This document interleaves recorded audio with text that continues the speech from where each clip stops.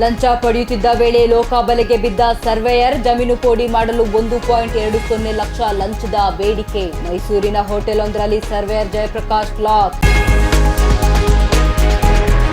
ಮೈಸೂರಿನಲ್ಲಿ ಬಿಡದಿ ಟೌನ್ಶಿಪ್ ವಿರುದ್ಧ ಸಿಡಿದೆದ್ದ ಅನ್ನದಾತರು, ಕುರುಬೂರು ಶಾಂತಕುಮಾರ್ ನೇತೃತ್ವದಲ್ಲಿ ಬೃಹತ್ ಪ್ರತಿಭಟನೆ. ಹಠ ಬಿಡಿ, ನ್ಯಾಯ ಕೊಡಿ ಎಂದು ಸರ್ಕಾರದ ವಿರುದ್ಧ ರೈತರ ಕಿಡಿ.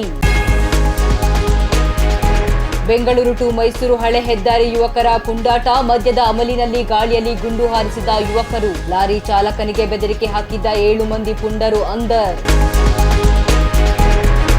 ಮೈಸೂರಿನಲ್ಲಿ ಕೆಲವು ಮಸಾಜ್ ಪಾರ್ಲರ್ಗಳ ಅಕ್ರಮ ಅಟ್ಟಹಾಸ, ಅಕ್ರಮ ಪಾರ್ಲರ್ಗಳ ವಿರುದ್ಧ ಸಿಡಿದೆದ್ದ ಕನ್ನಡಾಂಬೆ ವೇದಿಕೆ. ಕಠಿಣ ಕಾನೂನು ಕ್ರಮಕ್ಕೆ ಪೊಲೀಸ್ ಇಲಾಖೆಗೆ ಎಚ್ಚರಿಕೆ. ಬೆಳೆದ ಕಬ್ಬಿನ ಬೆಳೆ ನೀರಿಲ್ಲದೆ ಕಣ್ಣೆದುರೇ ಒಣಗ್ತಾ ಇದೆ. ಮಳೆಯೂ ಇಲ್ಲ, ಡ್ಯಾಂನಿಂದ ನೀರನ್ನು ಹರಿಸ್ತಾ ಇಲ್ಲ. ನಮಗೆ ನೀರು ಕೊಡಿ, ಇಲ್ಲ ವಿಷ ಕೊಡಿ ಎಂದು ರೈತರ ಅಳಲು. ರಾಜ್ಯಧರ್ಮ ನ್ಯೂಸ್ಗೆ ಸ್ವಾಗತ. ನಾನು ಭೂಮಿಕಾ ಪೂಜಾರಿ. ನಂಜನಗೂಡಿನಲ್ಲಿ ಜಮೀನಿನ ಪೋಡಿ ಮತ್ತು ದುರಸ್ತಿ ಕಾರ್ಯ ಮಾಡಿಕೊಡುವ ನೆಪದಲ್ಲಿ ಲಂಚಕ್ಕೆ ಬೇಡಿಕೆ ಇಟ್ಟಿದ್ದ ಸರ್ವೇಯರ್ ಒಬ್ಬರು ಇದೀಗ ಲೋಕಾಯುಕ್ತರ ಕೈಗೆ ರೆಡ್ ಹ್ಯಾಂಡ್ ಆಗಿ ಸಿಕ್ಕಿಬಿದ್ದಿದ್ದಾರೆ. ಚಿಕ್ಕಯ್ಯನ ಛತ್ರ ಹೋಬಳಿಯ ಸರ್ವೇಯರ್ ಜಯಪ್ರಕಾಶ್ ಲಂಚ ಪಡೆಯುವಾಗ ರೆಡ್ ಹ್ಯಾಂಡ್ ಆಗಿ ಸಿಕ್ಕಿಬಿದ್ದಿದ್ದು ಕಡಕೊಳದ ನಿವಾಸಿ ನಾರಾಯಣ ಎಂಬುವರು ತಮ್ಮ 9 ಗುಂಟೆ ಜಮೀನಿನ ಪೋಡಿ ಮತ್ತು ದುರಸ್ತಿಗಾಗಿ ಸರ್ವೇಯರ್ ಜಯಪ್ರಕಾಶ್ನನ್ನ ಸಂಪರ್ಕಿಸಿದ್ರು. ಈ ಕೆಲಸಕ್ಕಾಗಿ ಜಯಪ್ರಕಾಶ್ ಬರೋಬ್ಬರಿ 2 ಲಕ್ಷ ರೂಪಾಯಿ ಡೀಲ್ ಅನ್ನ ಕುದುರಿಸಿದ್ರು. ಮೊದಲೇ 80,000 ರೂಪಾಯಿನ ಪಡೆದಿದ್ದ ಸರ್ವೇಯರ್ ಬಾಕಿ ಉಳಿದ 1,20,000 ರೂಪಾಯಿಗಾಗಿ ನಾರಾಯಣ ಅವರಿಗೆ ಸತಾಯಿಸ್ತಾ ಇದ್ರಂತೆ. ಅಧಿಕಾರಿಯ ಲಂಚದ ಬೇಡಿಕೆಯಿಂದ ಬೇಸತ್ತ ನಾರಾಯಣ ಅವರು ಮೈಸೂರು ಲೋಕಾಯುಕ್ತ ಪೊಲೀಸರಿಗೆ ದೂರನ್ನ ನೀಡಿದ್ರು. ದೂರಿನ ಅನ್ವಯ ಕಾರ್ಯಾಚರಣೆ ನಡೆಸಿದ ಲೋಕಾಯುಕ್ತ ಡಿವೈಎಸ್ಪಿ ಶೈಲೇಂದ್ರ ಅವರ ನೇತೃತ್ವದ ತಂಡ ಮೈಸೂರಿನ ಮೈಲಾರಿ ಹೋಟೆಲ್ನಲ್ಲಿ ಹಣ ಪಡೆಯುತ್ತಿದ್ದಾಗ ಜಯಪ್ರಕಾಶ್ ಅನ್ನ ರೆಡ್ ಹ್ಯಾಂಡ್ ಆಗಿ ಬಂಧಿಸಿದೆ. ಸದ್ಯ ಆರೋಪಿಯನ್ನ ನಂಜನಗೂಡು ತಾಲೂಕು ಕಚೇರಿಗೆ ಕರೆದೊಯ್ದು ಲೋಕಾಯುಕ್ತ ಪೊಲೀಸರು ವಿಚಾರಣೆ ನಡೆಸ್ತಾ ಇದ್ದಾರೆ. ಮೈಸೂರಿನ ಗಾಂಧಿ ವೃತ್ತದ ಬಳಿ ಇಂದು ರಾಜ್ಯ ಸರ್ಕಾರದ ಬಿಡದಿ ಟೌನ್ಶಿಪ್ ಯೋಜನೆ ವಿರುದ್ಧ ರೈತರು ರೊಚ್ಚಿಗೆದ್ದಿದ್ದಾರೆ. ರಾಜ್ಯ ರೈತ ಸಂಘಟನೆಗಳ ಒಕ್ಕೂಟ ಮತ್ತು ಕಬ್ಬು ಬೆಳೆಗಾರರ ಸಂಘಟನೆಗಳ ನೇತೃತ್ವದಲ್ಲಿ ನಡೆದ ಈ ಬೃಹತ್ ಪ್ರತಿಭಟನೆಯಲ್ಲಿ ಸರ್ಕಾರದ ವಿರುದ್ಧ ರೈತರು ತೀವ್ರ ಆಕ್ರೋಶವನ್ನ ವ್ಯಕ್ತಪಡಿಸಿದ್ದಾರೆ. ರೈತ ಮುಖಂಡ ಕುರುಬೂರು ಶಾಂತಕುಮಾರ್ ಅವರ ನೇತೃತ್ವದಲ್ಲಿ ನಡೆದ ಪ್ರತಿಭಟನೆಯಲ್ಲಿ ಹತ್ತಳ್ಳಿ ದೇವರಾಜು, ಬರಡನಪುರ ನಾಗರಾಜು, ವರಕೋಡು ನಾಗೇಶ್, ಕಿರಸಗೂರು ಶಂಕರ್ ಮತ್ತು ವಾಜಮಂಗಲ ಮಹದೇವು ಸೇರಿದಂತೆ ಹಲವು ಪ್ರಮುಖ ಮುಖಂಡರು ಭಾಗವಹಿಸಿದ್ರು. ಈ ಸಂದರ್ಭದಲ್ಲಿ ಮಾತನಾಡಿದ ರೈತರು, ಸರ್ಕಾರ ಹಠವನ್ನ ಬಿಟ್ಟು ರೈತರಿಗೆ ನ್ಯಾಯ ಒದಗಿಸಬೇಕು. ರೈತರ ಫಲವತ್ತಾದ ಭೂಮಿಯನ್ನ ಕಿತ್ತುಕೊಂಡು ಟೌನ್ಶಿಪ್ಗಳ ನಿರ್ಮಿಸುವ ಮೂಲಕ ಅನ್ನದಾತರನ್ನ ಬೀದಿಗೆ ತಳ್ಳುವಂತಹ ಯೋಜನೆಗಳನ್ನ ನಾವು ಎಂದಿಗೂ ಸಹಿಸುವುದಿಲ್ಲ ಅಂತ ಹೇಳಿ ಆಕ್ರೋಶವನ್ನ ಹೊರಹಾಕಿದ್ರು. ಸರ್ಕಾರದ ವಿರುದ್ಧ ಧಿಕ್ಕಾರದ ಘೋಷಣೆಗಳನ್ನ ಕೂಗಿದ ರೈತರು ಕೂಡಲೇ ಈ ಯೋಜನೆಯನ್ನ ಕೈಬಿಡಬೇಕು ಅಂತ ಹೇಳಿ ಆಗ್ರಹಿಸಿದ್ರು. ಯೋಜನೆಯನ್ನ ರದ್ದುಪಡಿಸುವ ತನಕ ಹೋರಾಟ ನಿಲ್ಲುವುದಿಲ್ಲ ಅಂತ ಹೇಳಿ ಸರ್ಕಾರಕ್ಕೆ ಎಚ್ಚರಿಕೆಯನ್ನ ನೀಡಿದ್ದಾರೆ. ಬೆಂಗಳೂರು ಟು ಮೈಸೂರು ಹಳೆ ಹೆದ್ದಾರಿ ಯುವಕರ ಪುಂಡಾಟಕ್ಕೆ ಸಾಕ್ಷಿಯಾಗಿದ್ದು, ಮಂಡ್ಯದ ಅಮರಾವತಿ ಹೋಟೆಲ್ ಬಳಿ ಕಂಟೈನರ್ ಚಾಲಕನಿಗೆ ಅಡ್ಡಿಪಡಿಸಿ ಏರ್ಗನ್ ಮೂಲಕ ಗಾಳಿಯಲ್ಲಿ ಗುಂಡು ಹಾರಿಸಿದ 7 ಮಂದಿ ಯುವಕರನ್ನ ಮಂಡ್ಯ ಪೊಲೀಸರು ಇದೀಗ ಬಂಧಿಸಿದ್ದಾರೆ.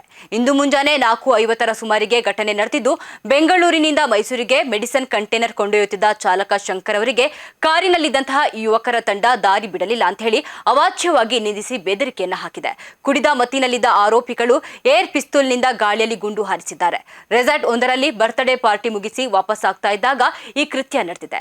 ರೋಹನ್ ಗೌಡ, ಶಶಾಂಕ್, ಅಫಾನ್, ಮಹಮ್ಮದ್ ಉಮಾರ್, ನಿತಿನ್, ಮಹಮ್ಮದ್ ಅಬೂಬ್ಕರ್ ಮತ್ತು ಸಚಿನ್ ಬಂಧಿತ ಆರೋಪಿಗಳಿಂದ ಏರ್ಗನ್ ವಶಪಡಿಸಿಕೊಂಡು ತನಿಖೆ ನಡೆಸಲಾಗುತ್ತಿದೆ ಅಂತ ಹೇಳಿ ಮಂಡ್ಯ ಎಸ್ಪಿ ಶೋಭರಾಣಿ ಮಾಹಿತಿಯನ್ನ ನೀಡಿದ್ದಾರೆ. ಮೈಸೂರಿನಲ್ಲಿ ಮಸಾಜ್ ಪಾರ್ಲರ್ಗಳ ಹೆಸರಿನಲ್ಲಿ ಅನೈತಿಕ ಚಟುವಟಿಕೆಗಳು ಅವ್ಯಾಹತವಾಗಿ ನಡೆಯುತ್ತಿದ್ದು, ಕೂಡಲೇ ಪೊಲೀಸರು ಕಠಿಣ ಕ್ರಮ ಕೈಗೊಳ್ಳಬೇಕು ಅಂತ ಹೇಳಿ ಕನ್ನಡಾಂಬೆ ರಕ್ಷಣಾ ವೇದಿಕೆ ಆಗ್ರಹಿಸಿದೆ.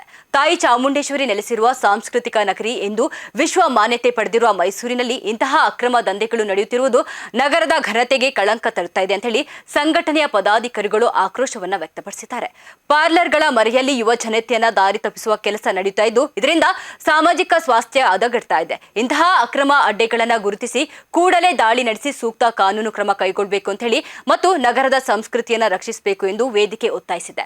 ಪೊಲೀಸರು ನಿರ್ಲಕ್ಷ್ಯ ವಹಿಸಿದರೆ ಮುಂದಿನ ದಿನಗಳಲ್ಲಿ ಉಗ್ರ ಹೋರಾಟ ನಡೆಸಲಾಗುವುದೆಂದು ಎಚ್ಚರಿಕೆಯನ್ನ ನೀಡಿದ್ದಾರೆ. ಒಂದು ಕನ್ನಡಾಂಬೆ ರಕ್ಷಣಾ ವೇದಿಕೆ ವತಿಯಿಂದ ಮೈಸೂರಿನ ನಗರದಲ್ಲಿ ಅತಿ ಹೆಚ್ಚು ಒಂದು ಮಸಾಜ್ ಸೆಂಟರ್ಗಳು ಮತ್ತು ಸ್ಪಾಗಳನ್ನ ಹೆಸರಿನಲ್ಲಿ ಅನೈತಿಕ ಚಟುವಟಿಕೆಗಳು ನಡೀತಿರೋದಂಥ ಸಾಮಾಜಿಕ ಜಾಲತಾಣದಲ್ಲಿ ಹೆಚ್ಚು ಒಂದು ಹಾಡ್ಗಳ ರೂಪದಲ್ಲಿ ಯುವಕರ ದಾರಿಯನ್ನು ತಪ್ಪಿಸ್ತಿರೋದು ಕಂಡು ಬಂದಿರೋದ್ರಿಂದ ಇದರ ವಿರುದ್ಧ ಕಠಿಣ ಕ್ರಮವನ್ನು ತೆಗೆದುಕೊಳ್ಬೇಕು ಅಂತ ನಿಟ್ಟಿನಲ್ಲಿ ಇವತ್ತು ಕನ್ನಡಾಂಬೆ ರಕ್ಷಣಾ ವೇದಿಕೆ ಒಂದು ಮನವಿಯನ್ನು ಸಲ್ಲಿಸಿದ್ದೇವೆ. ಕಾರಣ ಇಷ್ಟೇ, ಇವತ್ತು ಮೈಸೂರು ತಾಯಿ ಚಾಮುಂಡೇಶ್ವರಿ ನೆಲೆಸಿರುವಂಥ ನಗರದಲ್ಲಿ ವಿಶ್ವವಿಖ್ಯಾತ ನಗರ, ಸಾಂಸ್ಕೃತಿಗಳ ನಗರ, ಇದಕ್ಕೆ ಮೈಸೂರಿಗೆ ಒಂದು ವಿಶ್ವದಲ್ಲೇ ಒಂದು ಹೆಸರಿರುವಂಥ ನಗರದಲ್ಲಿ ಇದನ್ನು ಕಳಂಕಿತ ರೂಪದಲ್ಲಿ ಮೈಸೂರಿಗೆ ಬೇರೆ ರೀತಿಯ ಒಂದು ಹೆಸರನ್ನು ಮಾಡುವಂಥ ಕೆಲಸಗಳಲ್ಲಿ ಇತ್ತೀಚಿನ ದಿನಗಳಲ್ಲಿ ಕೆಲವೇ, ಯಾಕಂತಂದರೆ ಎಲ್ಲ ಮಸಾಜ್ ಪಾರ್ಲರ್ಗಳು ಬೇರೆ ರೀತಿ ಅನೈತಿಕ ಚಟುವಟಿಕೆಗಳು ಮಾಡ್ತವೆ ಅಂತ ನಾನು ಹೇಳಲ್ಲ. ಕೆಲವು ಒಂದು ಮಸಾಜ್ ಪಾರ್ಲರ್ಗಳ ಹೆಸರುಗಳಲ್ಲಿ ಸೋಷಿಯಲ್ ಮೀಡ್ಯಾದಲ್ಲಿ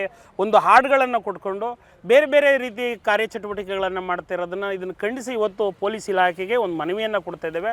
ಪೊಲೀಸ್ ಇಲಾಖೆ ಗಮನದಲ್ಲಿ ಇದೆ ಅನ್ನೋದು ನಮ್ಮ ಗಮನದಲ್ಲಿ ಇರಬೇಕು. ಯಾಕಂತಂದರೆ ಪೊಲೀಸ್ ಇಲಾಖೆ ಗೊತ್ತಿಲ್ಲ ಯಾವ ಕೆಲಸ ನಡೀತವೆ. ನಾನು ಪೊಲೀಸ್ ಇಲಾಖೆ ಬಗ್ಗೆ, ನಾನು ಮೈಸೂರಿನ ಪೊಲೀಸ್ ಇಲಾಖೆ ಬಗ್ಗೆ ಯಾವತ್ತೂ ಹಗುರವಾಗಿ ಮಾತಾಡಲ್ಲ. ಬಟ್ ಪೊಲೀಸ್ ಇಲಾಖೆ ಯಾವ ಜವಾಬ್ದಾರಿ ಮುಂದಿನ ಸಾಂಸ್ಕೃತಿಕ ನಗರಕ್ಕೆ ಏನು ಕೊಡಕ್ಕೆ ಹೊರಟಿದ್ದೀರಿ? ದಯಮಾಡಿ ಇವತ್ತು ಪೊಲೀಸ್ ಆಯುಕ್ತರನ್ನು ಭೇಟಿ ಮಾಡಿ ಸದೃಢ ಆದ ಒಂದು ಲೀಸ್ಟ್, ಒಂದು ಪಟ್ಟಿಯನ್ನು ಮಾಡಿ ನಾವು ಒಳ್ಳೆಯ ರೀತಿಯ ಮಸಾಜ್ ಮಾಡ್ತಿರುವಂಥ ಆಯುರ್ವೇದಿಕ್. ತಮ್ಮ ಬೆಳೆಗಳನ್ನು ಉಳಿಸಿಕೊಳ್ಳಲು ನೀರಿಗಾಗಿ ಆತುರಿಯುತ್ತಿರುವ ರೈತರು ಇಂದು ಮಂಡ್ಯದ ಬೆಂಗಳೂರು ಮತ್ತು ಮೈಸೂರು ಹಳೆ ಹೆದ್ದಾರಿಯಲ್ಲಿ ವಿನೂತನವಾಗಿ ಪ್ರತಿಭಟನೆ ನಡೆಸಿದರು. ರೈತ ಸಂಘದ ನೇತೃತ್ವದಲ್ಲಿ ನೂರಾರು ರೈತರು ಬೀದಿಗಿಳಿದು ರಸ್ತೆಯ ಮಧ್ಯ ಕುಳಿತು ಉಪ್ಸಾರು ಮತ್ತು ಮುದ್ದೆ ಸೇವಿಸುವ ಮೂಲಕ ಸರ್ಕಾರದ ಗಮನವನ್ನು ಸೆಳೆದರು. ಸಾಲಸೂಲ ಮಾಡಿ ಬೆಳೆದ ಕಬ್ಬಿನ ಬೆಳೆ ನೀರಿಲ್ಲದೆ ಕಣ್ಣೆದುರೆ ಉಣುಕ್ತಾ ಇದೆ. ಮಳೆಯೂ ಇಲ್ಲ, ಡ್ಯಾಂನಿಂದ ನೀರನ್ನು ಹರಿಸ್ತಿಲ್ಲ, ನಮ್ಮ ಬದುಕು ಬೀದಿಗೆ ಬಂದಿದೆ ಅಂತ ಹೇಳಿ ರೈತರು ಕಣ್ಣೀರನ್ನ ಹಾಕಿದ್ರು.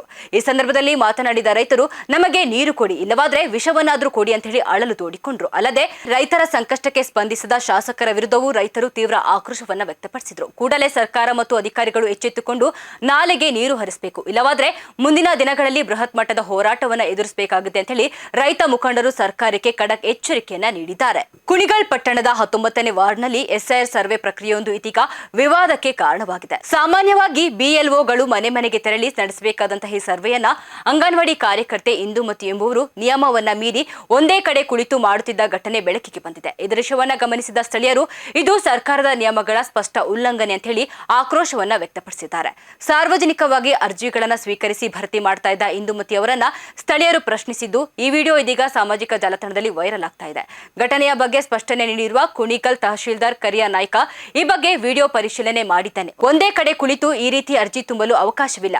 ಕರ್ತವ್ಯದಲ್ಲಿ ಲೋಪವೆಸಗಿದ ಇಂದುಮತಿ ಅವರಿಗೆ ಕೂಡಲೇ ನೋಟಿಸ್ ಜಾರಿ ಮಾಡಿ ಈ ಬಗ್ಗೆ ವಿವರಣೆ ಕೇಳಲಾಗುವುದು ಅಂತ ಹೇಳಿ ತಿಳಿಸಿದ್ದಾರೆ. ರಾಜ್ಯದಲ್ಲಿ ಹಲವು ದಿನಗಳಿಂದ ಪೊಲೀಸರಿಗೆ ತಲೆನೋವಾಗಿದ್ದ ದೇವಸ್ಥಾನಗಳ ಸರಣಿ ಕಳ್ಳತನ ಪ್ರಕರಣಕ್ಕೆ ಕೊನೆಗೂ ಬ್ರೇಕ್ ಬಿದ್ದಿದೆ. ತುಮಕೂರು, ಹಾಸನ ಮತ್ತು ಮಂಡ್ಯ ಜಿಲ್ಲೆಗಳ ಬರೋಬ್ಬರಿ 22 ದೇವಸ್ಥಾನಗಳಲ್ಲಿ ಕಳ್ಳತನ ಮಾಡಿದ್ದ 6 ಮಂದಿ ಕುಖ್ಯಾತ ಖದೀಮರನ್ನ ತುರುವೇಕೆರೆ ಪೊಲೀಸರು ಬಂಧಿಸಿದ್ದಾರೆ. ಮಾಯಸಂದ್ರ ಬಳಿಯ ಜೋಡಿಕಟ್ಟೆ ಗ್ರಾಮದ ಬಸ್ ನಿಲ್ದಾಣದ ಬಳಿ ಕಾರದ ಪುಡಿ ಮತ್ತು ಮಚ್ಚುಗಳನ್ನು ಹಿಡಿದುಕೊಂಡು ಕಳ್ಳತನಕ್ಕೆ ಹೊಂಚು ಆಗ್ತಾ ಇದ್ದಾಗ ಪೊಲೀಸರು ಈ ಗ್ಯಾಂಗ್ ಅನ್ನ ಬಲೆಗೆ ಕೆಡವಿದ್ದಾರೆ. Lion alias ATM, Manjunath alias Magadi Manja, Chandan, Madhusudan, Babu ಹಾಗೂ ನರಸಿಂಹಮೂರ್ತಿ ಬಂಧಿತ ಆರೋಪಿಗಳು. ಪೊಲೀಸ್ ವಿಚಾರಣೆ ವೇಳೆ ಆರೋಪಿಗಳು 22 ದೇವಸ್ಥಾನಗಳಲ್ಲಿ ಕಳ್ಳತನ ಮಾಡಿರುವುದನ್ನು ಒಪ್ಪಿಕೊಂಡಿದ್ದಾರೆ. ಇದರಿಂದ 14 ಲಕ್ಷ ರು ಮೌಲ್ಯದ 86 ಗ್ರಾಂ ತೂಕದ 25 ಚಿನ್ನದ ತಾಳಿಗಳು, ಕೃತ್ಯಕ್ಕೆ ಬಳಸಿದ 3 ಬೈಕ್ ಮತ್ತು 1 ಆಟೋವನ್ನು ಪೊಲೀಸರು ವಶಕ್ಕೆ ಪಡೆದಿದ್ದಾರೆ. ಸದ್ಯ ಬಂಧಿತರ ವಿರುದ್ಧ ಸೂಕ್ತ ಕಾನೂನು ಕ್ರಮ ಕೈಗೊಳ್ಳಲಾಗಿದೆ. ಬೆಳೆಗಳಿಗೆ ನೀರು ಹರಿಸಲು ವಿಳಂಬ ಮಾಡುತ್ತಿರುವ ಸರ್ಕಾರದ ಧೋರಣೆಯನ್ನು ಖಂಡಿಸಿ ಮಂಡ್ಯ ಜಿಲ್ಲೆಯ ಶ್ರೀರಂಗಪಟ್ಟಣದ ಕೆಆರ್ಎಸ್ ನೀರಾವರಿ ಕಚೇರಿ ಎದುರು ಭೂಮಿ ತಾಯಿ ಹೋರಾಟ ಸಮಿತಿ ವತಿಯಿಂದ ಇಂದು ತೀವ್ರ ಪ್ರತಿಭಟನೆ ನಡೆಸಿತು. ರೈತ ಮುಖಂಡ ಕೆಎಸ್ ನಂಜುಂಡೇಗೌಡ ನೇತೃತ್ವದಲ್ಲಿ ನೂರಾರು ರೈತರು ಒಣಗಿದ ಕಬ್ಬಿನ ಸವಟುಗಳನ್ನು ಹಿಡಿದು ಆಕ್ರೋಶವನ್ನ ವ್ಯಕ್ತಪಡಿಸಿದರು.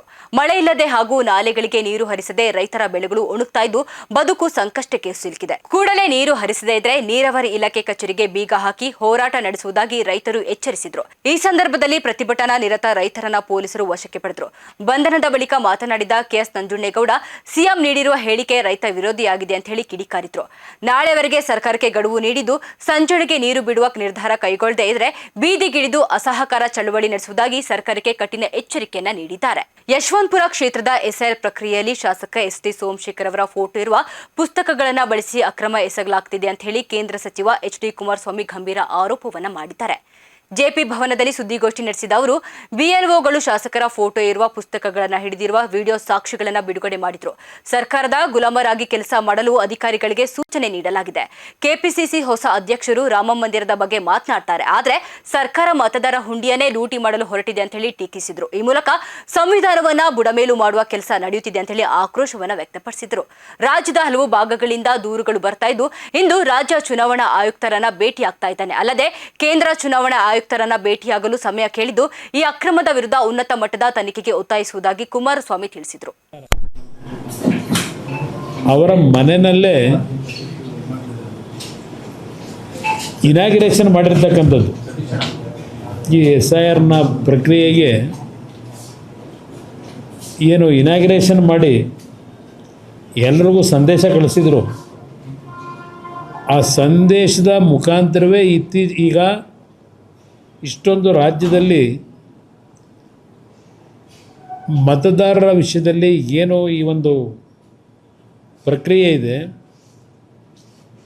ಯಾವ ಮತದಾರರ ಲಿಸ್ಟ್ನಲ್ಲಿ ಅವರ ಹೆಸರಿಲ್ಲ ಅದನ್ನು ಅಡಿಷನ್ನು ಮಾಡ್ತಕ್ಕಂಥದ್ದಿರ್ಬೋದು, ಇಲ್ಲ ತೀರ್ಕೊಂಡು ಹೋದಂಥವ್ರು, ಇಲ್ಲ ಬೇರೆ ಕಡೆ ವರ್ಗಾವಣೆ ಇರತಕ್ಕಂಥವರ ಪರಿಷ್ಕೃತ ಪಟ್ಟಿಯನ್ನು ಮಾಡ್ತಕ್ಕಂಥದ್ದು, ಈ ರೀತಿ ಒಂದು 4-5 ನಿಯಮಾವಳಿಯನ್ನು ಕೊಟ್ಟು ಇವರಿಗೇನು ಪರಿಷ್ಕರಣೆ ಮಾಡಲಿಕ್ಕೆ ಹೇಳಿದ್ದಾರೆ. ಇವಿಷ್ಟು ಇವರೆಗಿನ ಪ್ರಮುಖ ಸುದ್ದಿಗಳು. ನೋಡ್ತಾ ಇರಿ ರಾಜಧರ್ಮ ನ್ಯೂಸ್, ಇದು ಕನ್ನಡಿಗರ ಬೆನ್ನೆಲುಬು.